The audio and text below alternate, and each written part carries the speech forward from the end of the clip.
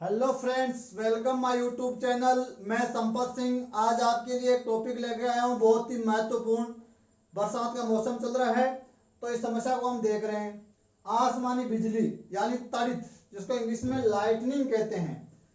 तो जो वज्रपात या तड़ितपात हो जाता है, बिजली गिर जाती है, आसमानी बिजली गिर जाती है और वो कई बार आफत बन के गिर जाती है कि कई सारा जान माल की हानि हो जाती है इसके गिरने से, क्योंकि इसमें काफ़ी ज़्यादा मात्रा में वोल्टा, उष्मा, धारा वगैरह होती है और ये बहुत ही कम समय में गिरकर सर्वविनाश कर सकती है। तो हम इसके बारे में जानेंगे, ये क्या है, क्यों ये गिरती है और क्या इससे बचने के उपाय करेंगे हम, और सबसे सर्वोत्तम तरीका बचने का क्या है, और एक कार में बैठा हुआ व्यक्ति इससे ज़्यादा सुरक्षित क्यों होता है बिजली से। तो चलो शुरू करते हैं। तो लाइटनिंग यानी आसमानी बिजली यानी तड़ित। अब ये क्या है, ये आप देखते हो बरसात के मौसम में आसमान में आपको कुछ बिजली चमकती हुई नजर आती है, कुछ कड़कड़ाहट सुनाई देती है। तो इसमें होता क्या है, एक परिभाषा अगर मैं देना चाहूँ इसमें तो ये है कि आसमान के अंदर विद्युत आवेशों का डिस्चार्ज होना।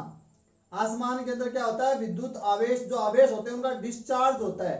डिस्चार्ज का मतलब आवेश एक वस्तु से दूसरी वस्तु पर स्थानांतरित होते हैं। जैसे एक वस्तु मान लो बादल हो गए जहाँ आवेश पड़े हुए हैं और वो स्थानांतरित होकर या पृथ्वी पर आ सकते हैं या दूसरे बादल पर जा सकते हैं, जिससे हमको क्या होता है, वो जब आवेशों का डिस्चार्ज होता है, आवेशों का स्थानांतरण होता है, उस दौरान हमको आसमान में बिजली चमकती हुई नजर आती है और साथ में गड़गड़ाहट भी होती है।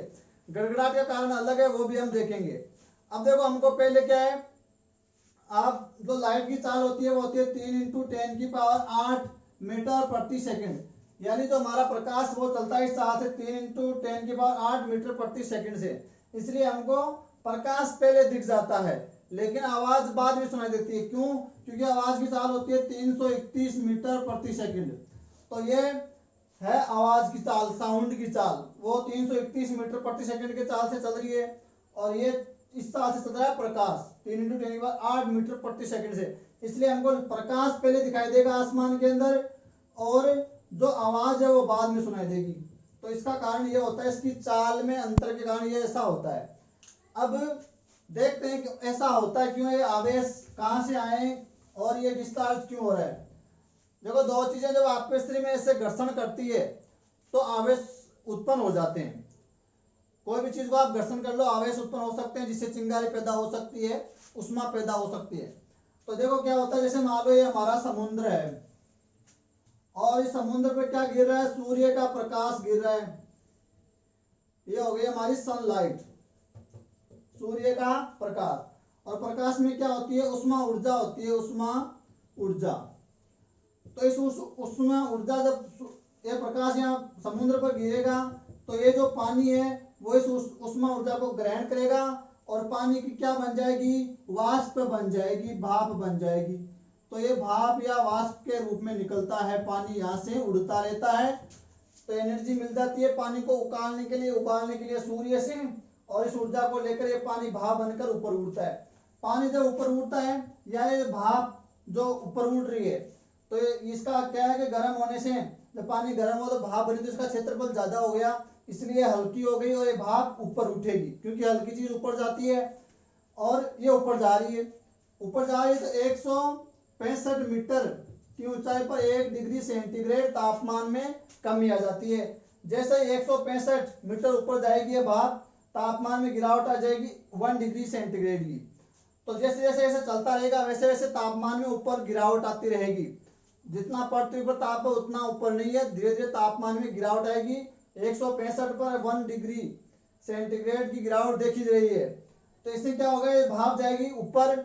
यहाँ तो गर्म है क्योंकि यहाँ का वातावरण गर्म है, लेकिन जैसे जैसे टेम्परेचर में कमी आएगी, ये भाप है ये जल की बूंदों में कन्वर्ट हो जाएगी और जिससे क्या बन जाएंगे, बादल। अगर ये भाप की बूंदे और ऊपर जाएगी तो इससे क्या है कि छोटे छोटे हिम के कण बन जाएंगे, यानी बर्फ के टुकड़े जो ओले गिरते हैं वो ऊपर जाएंगे तो टेम्परेचर और कम हो जाएगा। तो ये जो जल की बूंदे वो जम जाएगी और छोटे छोटे हिम यानी बर्फ के टुकड़ों में कन्वर्ट हो जाएंगी। अगर ये टुकड़े और ऊपर जाते हैं तो ये अपना आकार बड़ा कर लेते हैं, कई सारे छोटे टुकड़े जुड़कर बड़े बड़े हिम के कण या हिम के पिंड बना लेते हैं, ओले बना लेते हैं।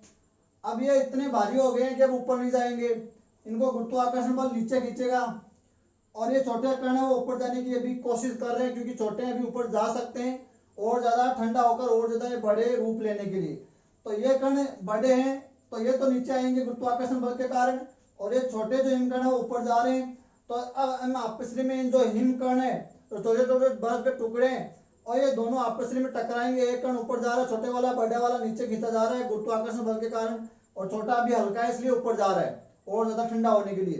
तो जब ये दोनों जो छोटे छोटे पिंड छोटे और बड़े आपस में टकराएंगे, और दूसरा कारण कई सारे जो बादल है जो जल वाष्प लिए या पानी लिए घूम रहे वो भी आपस में टकराएंगे। तो इन हिमकणों और बादलों में टकराव के कारण घर्षण बल पैदा होता है, और घर्षण बल पैदा होने से क्या पैदा हो जाता है, आवेश पैदा हो जाते हैं। तो हमने शुरुआत में ये बात की थी आवेशों का डिस्चार्ज। तो इन हिमकणों में आपस में घर्षण से आवेश और बादलों में घर्षण का आवेश पैदा हो रहे हैं। अब ये आवेश क्या है कि बादलों में इस प्रकार सेट होते हैं कि जो पॉजिटिव चार्ज होता है वो तो ऊपर इकट्ठा हो जाता है बादलों में ऊपर की ओर। एक बार वापस बना लेते हैं, और ये जैसे बादल है और ये हमारा मान लो ग्राउंड है, हमारी भूमि है। अब आप जो लाइटनिंग जो देखते हो, जो आसमानी जो तड़ित देखते हो वो आप या तो एक बादल में देख सकते हो, तो उसको तो कहते हैं इंट्रा आपकी लाइटनिंग, इंट्रा तड़ित या इंट्रा लाइटनिंग, यानी वो बादल के अंदर ही ऐसे कड़क रही है, बादल बादल के अंदर। दूसरा बिजली का प्रकार हो सकता है दो बादलों के मध्य, तो क्लाउड टू क्लाउड यानी बादल टू बादल। तो यहाँ आवेश है यहाँ आवेश है, असमान आवेश है, तो ये लाइटनिंग यहाँ से यहाँ दो बादलों के मध्य भी हो सकती है।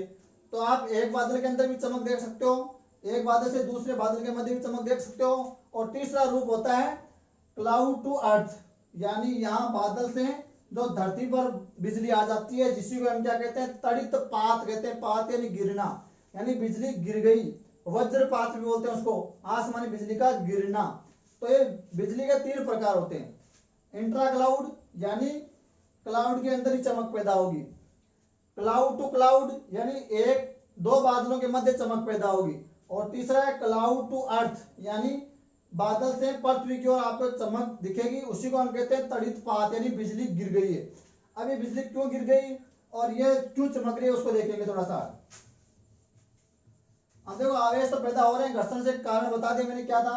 अब जैसे ये मान लो बादल है, एक बादल ये है और एक बादल ये है मान लो, तो आवेश जो पैदा होते हैं पॉजिटिव चार्ज ऊपर इनका सांद्रण जाता होता है, एक केंद्र बना लेते हैं और वहां पॉजिटिव चार्ज इकट्ठे हो जाते हैं ऊपर की ओर उच्च क्षेत्र में, और निम्न क्षेत्र में जो केंद्र बनाते हैं वो होते हैं नेगेटिव चार्ज। अब ये असमान आवेश है तो इनमें क्या होगा, आकर्षण होगा, और ये एक दूसरे से जब मिल जाएंगे तो क्लाउड टू क्लाउड बिजली चमक जाएगी।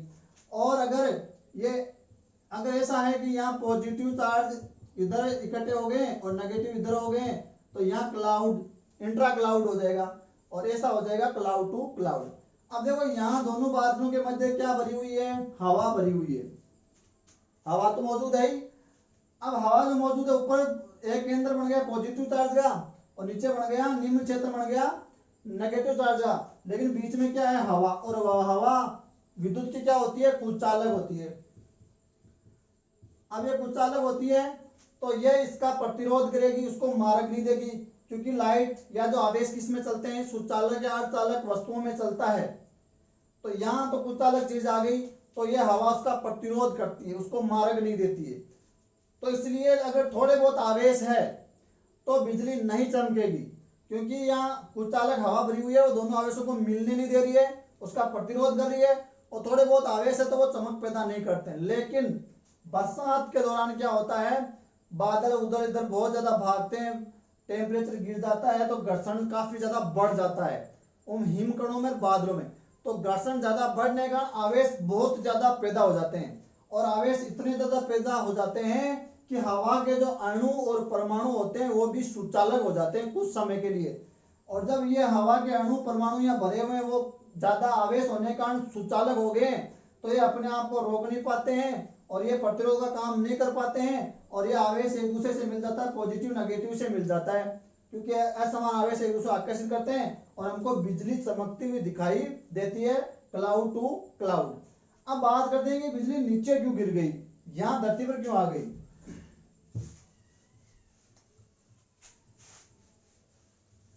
तो ये जैसे मान लो हमारी भूमि है और ये भूमि पर हमारे जैसे मान लो कोई बड़े बड़े वृक्ष खड़े हैं और ये कोई टावर खड़ा है, ये कोई मीनार खड़ी है या कोई फोन का टावर लगा हुआ है या कोई बड़ी बड़ी बिल्डिंगें खड़ी है, इस प्रकार यह सब है। यहाँ क्या चल रही है, हवाएं चल रही है, ऐसे कोई इधर से चल रही है कोई इधर से चल रही है, तो हवा एक दूसरे को टकरा रही है तो घर्षण बल पैदा हो रहा है। तो यहाँ हमारी भूमि पर भी क्या पैदा हो रहे हैं, घर्षण के कारण आवेश पैदा हो रहे हैं। और यहाँ भी वही सेटअप होता है, ऊपर की ओर धनावेश और नीचे की ओर ऋणावेश। तो ऋणावेश तो क्या है, भूमि में अर्थिंग की तरह अंडरग्राउंड हो जाते हैं। भूमि में जैसे अर्थ जाता है वैसे ही ये नेगेटिव चार्ज तो भूमि में अंडरग्राउंड हो जाते हैं। लेकिन ऊपर बच गए पॉजिटिव चार्ज, वो कहां से आए, हवा के घर्षण के कारण आए। या इनका एक कारण और होता है, जैसे मान लो ऊपर बादल है और ये है इसका उस क्षेत्र में पॉजिटिव चार्ज और इसके जैसे निम्न क्षेत्र में है नेगेटिव चार्ज। तो यहाँ प्रेरण के प्रभाव के कारण, प्रेरण विद्युत आवेश का विद्युत आवेश प्रेरित प्रभाव या प्रेरण के कारण यहाँ नेगेटिव के कारण यहाँ कौन से आवेश पैदा हो जाते हैं, पॉजिटिव। विपरीत आवेश प्रेरण के कारण यहाँ पॉजिटिव चार्ज पैदा हो जाते हैं। या दूसरा कारण हो सकता है हवा के घर्षण के कारण आवेश पैदा हो गए, लेकिन नेगेटिव तो भूमि में चले गए, अंडरग्राउंड हो गए, लेकिन पॉजिटिव चार्ज अभी भी है। जैसे जैसे बादल चलते हैं तो आवेश भी उनके साथ गति करते हैं और यहाँ भी ये जो आवेश इसके साथ गति करते हैं। और ये आवेश क्या होते हैं, जैसे जैसे चलते हैं तो जो उनके सामने चालक और अर्धचालक वस्तुएं आती हैं उनके ऊपर चढ़ जाते हैं। जैसे पानी से भीगा हुआ पेड़ है, क्योंकि बरसात के दौरान सब कुछ हो रहा है तो ये पानी से भीग गया तो ये आवेश इसके ऐसे चढ़ जाएंगे, ऊपर चोटी तक चढ़ जाएंगे। और चोटी अगर नुकीली ज्यादा है तो आवेशों का सांद्रण नुकीली चीज पर ज्यादा होता है तो यहाँ आवेश इकट्ठे हो जाएंगे। ये कोई टावर है या बड़ा वृक्ष है तो ये जैसे चले, ये चालक है तो ये आवेश इसके ऊपर चढ़ गए। या इसका एक कारण ये भी हो सकता है कि ये नेगेटिव चार्ज पॉजिटिव को खींच रहा है ऊपर, लेकिन मिल नहीं पा रहे, क्यों, क्योंकि यहाँ हवा भरी हुई है कुछ चालक, तो ऊपर तो जा नहीं पाएंगे लेकिन ऊपर खींचे जा सकते हैं, इसलिए नेगेटिव कारण पॉजिटिव खींचकर यहाँ ऊपर चढ़ जाते हैं। ये कोई बिल्डिंग है या टावर है तो ये उस पर चढ़ गया आवेश और इसकी जो नुकीला शेर उस पर ज्यादा इसका सांद्रण हो गया, ये इस प्रकार आवेश इनके ऊपर चढ़ जाते हैं। अब देखो क्या होता है, भूमि पर ये बिजली क्यों गिरी। अब यहाँ आवेश नेगेटिव है या पॉजिटिव है, ऊपर पॉजिटिव है नीचे नेगेटिव है, बीच में हवा भरी है इसलिए बिजली नीचे नहीं आ सकती, क्योंकि हवा विद्युत की कुचालक होती है और वो इसका क्या करती है, प्रतिरोध करती है। क्योंकि कुचालक है तो नहीं आने देगी, उसको गमन नहीं देगी, मार्ग नहीं देगी। लेकिन जब बहुत ज्यादा आवेश इकट्ठे हो जाते हैं तो इनके हवा के अणु परमाणु क्या हो जाते हैं, सुचालक हो जाते हैं। अब देखो क्या होगा, बिजली ज्यादा कहाँ गिरेगी, बिजली ज्यादा समतल भूमि में नहीं गिरेगी या निम्न तल पर नहीं गिरेगी, वो ऊंची जगहों पर गिरेगी।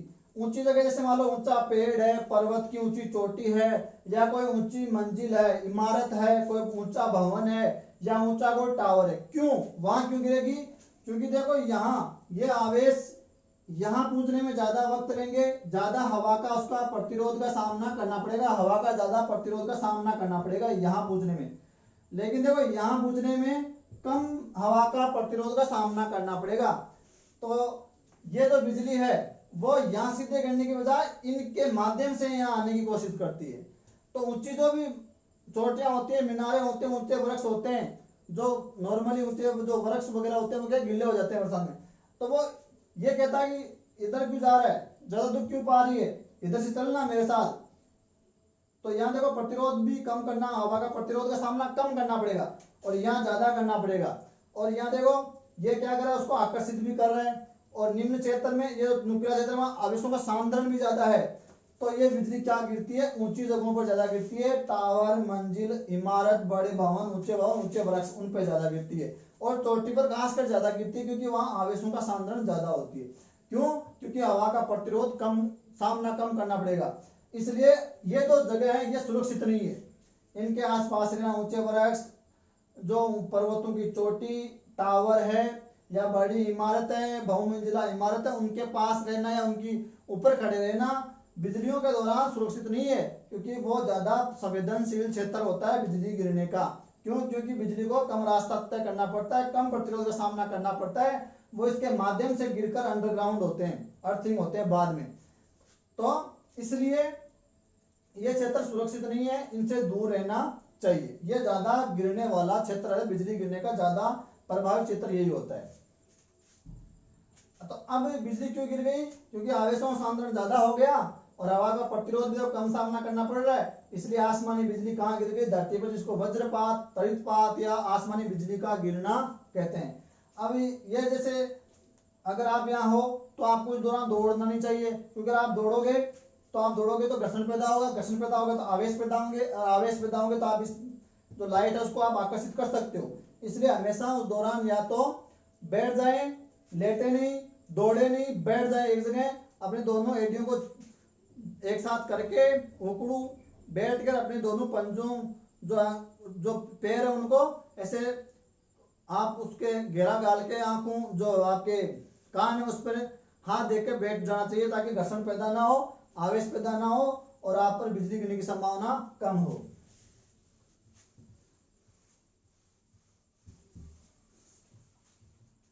अब देखेंगे बिजली से बचाव का क्या सबसे सर्वोत्तम तरीका माना गया है।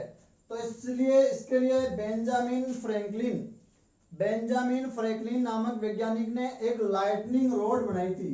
लाइटनिंग रोड यानी तड़ित दंड, रोड यानी दो डंडा होता है वो, और लाइटनिंग यानी तड़ित दंड, यानी एक दंड बनाया, तड़ित चालक बनाया, एक लाइटनिंग रोड बनाई, जिसका आगे का सिरा उसने नुकीला बनाया और नीचे एक तांबे की प्लेट लगा दी गई। इसको क्या करना है? अपने बावन के सबसे ऊपर वाले क्षेत्र में इसको लगाना है। अब ये नुकीला क्षेत्र क्या करता है? आवेशों का ज्यादा सांद्रण करता है, इसलिए इसको नुकीला बनाया गया है ताकि वो सीधी बिजली यहाँ गिर जाए और यहाँ से वो अंडरग्राउंड हो जाए।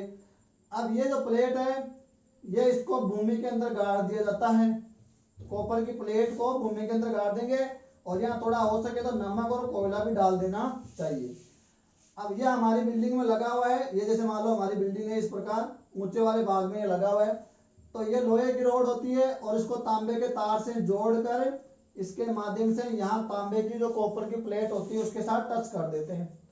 अब इससे होता क्या है? पहली बात तो सबसे ऊंचा भाग है और जो बादलों के ज्यादा नजदीक है उस पर बिजली ज्यादा गिरने की संभावना रहती है, क्योंकि पर्यावरण द्वारा या आवेश ज्यादा पैदा होंगे और इनको मार्ग भी कम तय करना पड़ेगा, बिजली को प्रतिरोध भी हवा का कम सामना करना पड़ेगा। और यहाँ देखो नुकीले सिरे पर आवेशों का सांद्रण भी ज्यादा है, तो बिजली यहाँ ही गिरेगी, ज्यादातर चांस यहाँ रहेंगे।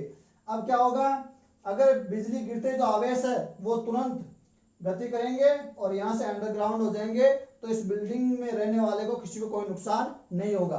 तो यहाँ लोहे की छड़ पर गिरा और इस तांबे के तार से होता हुआ तांबे की प्लेट से वो क्या हो गया? अंडरग्राउंड हो गया, जितना भी आवेश था, तो यहाँ रहने वाले लोगों को कोई हानि नहीं होगी।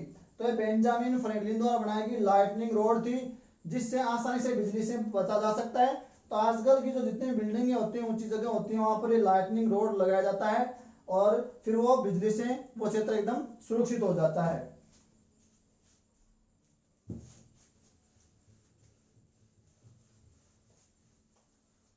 अब एक बात आती है कि बिजली चमक रही है, गिरने की संभावना है, ज्यादा संवेदनशील क्षेत्र में रहते हो जहाँ बिजली ज्यादा गिरती है, तो वहां सबसे जो बेस्ट जगह है वो होती है हमारी कार, हमारी गाड़ी। जो हमारी कार है वो सर्वाधिक सुरक्षित जगह होती है वहां। जैसे मान लो ये हमारी गाड़ी है, ये सर्वाधिक सुरक्षित मानी गई है, इस पर कितनी बिजलियां गिर जाओ अंदर वाले व्यक्ति को नुकसान नहीं होगा। देखो इसमें क्या है, माइकल फैराडे ने एक प्रयोग किया था, एक पिंजरा लिया था और उस पिंजरे में वो अंदर खड़ा हो गया था, और यहाँ अगर इस पर लाइट डाली जाएगी तो माइकल जो अंदर जो व्यक्ति खड़ा उसको कोई नुकसान नहीं होगा। क्यों? क्योंकि जितनी लाइट डाली जाएगी वो इस जो ये पिंजरा इसके माध्यम से वो अंडरग्राउंड हो जाएगा सारा का सारा आवेश, और ये व्यक्ति अगर पिंजरे को छू भी लेता है तो भी इसको कोई झटका नहीं लगेगा, क्योंकि जितना आवेश यहाँ डाला गया था वो इस पिंजरे की दीवार से, इस खोखली सतह से अंडरग्राउंड हो जाता है। कुछ भी यहाँ बचता नहीं है, तुरंत प्रभाव से वो अंदर चला जाता है। तो तुरंत प्रभाव से जो भी आवेश होता है उनको नीचे भेजने के लिए हम लाइटनिंग रोड वगैरह लेते हैं, तो ये वैसे ही काम करता है। अब यहाँ इसी का हम प्रयोग यहाँ कर सकते हैं। देखो ये भी क्या है, इसी की तरह अंदर से खोखली होती है, यानी धातु की कोई भी खोखली सतह, जैसे आप कोई पाइप ले लो, चाहे ये पाइप, ये धातु का बना हुआ है और अंदर से खोखला है। ये पिंजरा बना हुआ है, वो अंदर से खोखला है, धातु का बना हुआ है, नीचे भूमि से टच है। भूमि से टच होना जरूरी है ताकि आवेश अंडरग्राउंड हो जाए। और ये एक धातु का बना हुआ खोखला है, अंदर से खोखली होती है और धातु से बनी होती है। अब क्या होता है, जो लाइट इस पर गिरती है, बिजली यहाँ गिरती है, तो उनमें जो आवेश होते हैं, जो इलेक्ट्रॉन होते हैं, जिसको हम आवेश कह रहे हैं, जो आवेश है या जो इलेक्ट्रॉन है, उन पर सभी पर समान आवेश होता है।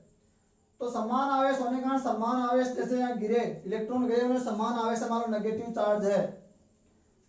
तो यहाँ देखो समान आवेशों में क्या होता है, प्रतिकर्षण होता है। जैसे वो यहाँ गिरेंगे एक साथ वैसे तो, लेकिन गिरते ही जैसे मान लो धातु की सतह है ये, तो यहाँ गिरते ही समान आवेशों में क्या होता है, हमेशा प्रतिकर्षण होते हैं, एक दूसरे से दूर भागते हैं। तो जैसे गिरेंगे वो एक दूसरे से दूर भागेंगे और पूरी सतह पर इस पर बिखर जाएंगे, क्योंकि प्रतिकर्षण हो रहा है। समान आवेश होने का एक दूसरे में प्रतिकर्षण होता है, पूरी सतह पर बिखर जाते हैं और बिखर कर अंडरग्राउंड हो जाते हैं, भूमि के अंदर चले जाते हैं। तो कोई खोखली सतह है, धातु की बनी हुई, या गाड़ी है, या एक पिंजरा है, जैसे आवेश गिरेगा, समान आवेश होने के कारण चारों ओर बिखरेंगे, सतह पर चारों ओर फैल जाएंगे और इसी के माध्यम से, जहां ये भूमि से टच है उसके माध्यम से भूमि में अंडरग्राउंड हो जाएंगे। तो अंदर बैठा हुआ जो व्यक्ति है उसको कोई नुकसान नहीं होगा, वो एकदम सुरक्षित रहेगा।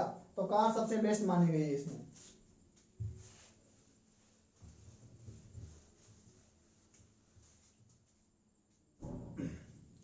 इसके अलावा बिजली से, अगर आसमानी बिजली गिर रही है तो उसके बचाव के हम कुछ उपाय कर सकते हैं। क्या कर सकते हैं, देखो एक तो हमको फोन से बात नहीं करनी चाहिए, क्योंकि फोन हमारा टावर से कनेक्टेड रहता है और टावर पर भी मैंने बताया ऊंची जगह है, बिजली गिरने की संभावना ज्यादा है, इसलिए वो वहां से कनेक्टेड रहता है। तो बिजली का झटका उस व्यक्ति को लग सकता है और वो थोड़ा सा झटका व्यक्ति को है वो जान ले सकता है।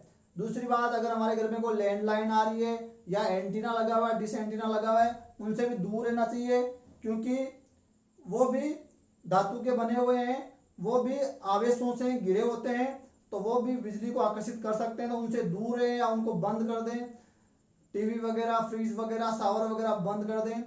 पानी के अंदर नहीं रहना चाहिए, क्योंकि पानी विद्युत का सुचालक होता है, तो आपको उसमें झटके लग सकते हैं, करंट आ सकता है, मर सकते हो। या दूसरी जगह भी अगर बिजली गिरी है तो वो करंट फैल जाएगा, तो पानी में नहीं रहना चाहिए। ऊंची पर्वत की चोटी पर नहीं रहना है, क्योंकि चोटियों पर ज्यादा बिजली गिरती है। टावर है, ऊंचे वृक्ष है, कोई बहुमंजिला इमारत है, उन पर, उनके आसपास नहीं रहना चाहिए। हो सके तो बहुमंजिला जो मंजिल है, इमारत है, उसके सबसे नीचे वाले फ्लोर का जो रूम है उसके मध्य भाग में रहना चाहिए, वो ज्यादा सुरक्षित माना गया है। और कांटा लगा हुआ, जो लोहे का कांटा लगा हुआ है, कील लगा हुआ कोई जूता है, वो नहीं पहनना चाहिए, क्योंकि वो विद्युत का चालन कर सकता है। और आपका जो छत्ता है उस पर लोहे की डंडी नहीं होनी चाहिए, क्योंकि वो लोहे की डंडी धातु का काम कर रही है, उस पर आवेश हो सकते हैं, बिजली आकर्षित होकर आपके ऊपर गिर सकती है। तो लोहे की डंडी वाला छत्ता लेकर बाहर नहीं निकले। कील लगा हुआ जूता बाहर लेकर नहीं निकले। साइकिल पर नहीं रहे, वो धातु की बनी हुई है। हाथ में गन वगैरह नहीं रखें, क्योंकि वो भी धातु की बनी हुई है। या हमारे जो खिड़कियां दरवाजे उन पर खड़ा नहीं रहे, क्योंकि वो भी धातु की बनी हुई है। और बिजली के जितने भी गैजेट्स हैं उनसे दूर रहें या उनको बंद कर दें। कोई भी प्रकार का कोई भी विद्युत का उपकरण हो, क्योंकि उसमें कहीं दूसरी जगह बिजली गिरने पर भी वोल्टता बढ़ सकती है, उनमें वो जल सकते हैं, शॉर्ट सर्किट हो सकता है, आग लग सकती है। और बाथरूम में आपको नहीं जाना है, क्योंकि वहाँ पानी है, कि आपको शावर नहीं लेना चाहिए। मोबाइल से बात नहीं करनी चाहिए, इंटरनेट का भी उपयोग नहीं करना चाहिए, और धातु से खासकर दूर रहना चाहिए, और बिजली से भी दूर रहना चाहिए, पानी से भी दूर रहना चाहिए, ऊंची जगहों से, ऊंची इमारतों से भी दूर रहना चाहिए। और बिजली गिरने की संभावना तो दौड़ना नहीं चाहिए, क्योंकि दौड़ने से आप घर्षण पैदा कर रहे हो, आवेश पैदा कर रहे हो। तो एक जगह बैठ जाएं, कानों पर हाथ दे लें, क्योंकि ज्यादा धमाका होता है तो कानों की पर्दे वगैरह फट सकते हैं। और बैठ जाएं, दोनों एडियों को मिलाकर उकड़ू बैठ के, या तो अपने हाथों से पैरों को कस लें या यहाँ कानों पर लगा लें, ताकि कोई नुकसान ना हो, ज्यादा लेटे नहीं। और अगर आप 2-4 लोग हो तो पास पास में नहीं बैठना है, लगभग 100 फीट की दूरी रखना है, क्योंकि आप विद्युत का सुचालक होते हो, चालन कर सकते हो, तो एक में करंट आएगा तो दूसरे में भी आ सकता है। तो 100 फीट की दूरी पर बैठ जाएं। तो इस प्रकार क्या कर सकते हैं, जैसे कोई टिन सेट है तो उनके पास भी नहीं रहना, क्योंकि धातु के बने हुए हैं, वहां बिजली गिरने की संभावना ज्यादा रहती है। तो ऐसे हम कुछ उपाय कर सकते हैं। और कुछ अलग थलग जो मैदान वाली जगह हो तो वहाँ दौड़े नहीं, और पानी में हो तो बाहर निकल जाएं, और घर में है तो विद्युत उपकरण वगैरह बंद कर दें, धातु के जो भी खिड़की दरवाजे नल वगैरह है वो बंद कर दें। और उस दौरान नहाना, बर्तन धोना, कपड़े धोना सुरक्षित नहीं है तो वो काम छोड़ दें, और कमरे के मध्य वाले भाग में नीचे वाले, हो सके तो नीचे वाली मंजिल में रहें, क्योंकि ऊपर वहाँ ज़्यादा खतरा है। अगर लाइटनिंग रोड लगा हुआ है तो थोड़ा खतरा कम है। तो इस प्रकार हम कुछ बचाव करके इससे बच सकते हैं। अब एक बात और आती है कि जब बिजलियां चमकती है तो बहुत ज्यादा गड़गड़ाहट होती है, बहुत ज्यादा धमाका होता है। वो क्यों होता है? उसके पीछे दो कारण हो सकते हैं। एक तो ये कि अभी हम बात कर रहे थे कि जब सूर्य का प्रकाश गिरता है तो पानी जो है वो भाप बनकर ऊपर जाता है, लेकिन जो ये प्रकाश उसमें क्या है, उष्मा है, और ये पानी में जैसे ये प्रकाश गिरेगा उष्मा ये पानी ग्रहण कर लेगा और क्या बन जाएगी, भाप बन जाएगी। लेकिन भाप में अभी भी उष्मा बंधी हुई है, इसीलिए वो भाप का रूप है, पानी का रूप नहीं है। अब ये जैसे ऊपर जाएगा टेम्परेचर में कमी आएगी और ये भाप किस में बदल जाएगा, जल में बदल जाएगा। तो इसके साथ जो उष्मा बंधी हुई थी वो क्या हो जाएगी, मुक्त हो जाएगी। ये उष्मा रिलीज हो जाएगी ऊपर जाके आसमान में। जब ये रिलीज हो जाएगी तो आसपास की जो हवा है उसको ये उष्मा क्या कर देगी, गर्म कर देगी। गर्म कर देगी तो ये हवा चारों ओर ऐसे फैलेगी तो ये पास वाली हवा पर आघात करती है, चोट करती है, जिससे आवाज पैदा होती है। एक कारण तो ये होता है। दूसरा कारण, जब बिजली नीचे गिरती है तो नीचे ठंड है और बिजली में बहुत ज्यादा हीट है, उष्मा है, तो वो क्या है कि नमी के जब संपर्क में आता है, जैसे आप ऐसे समझ लो आपका तवा एकदम गर्म है, उस पर आप पानी के छींटे मारते हो, छन का आवाज होता है।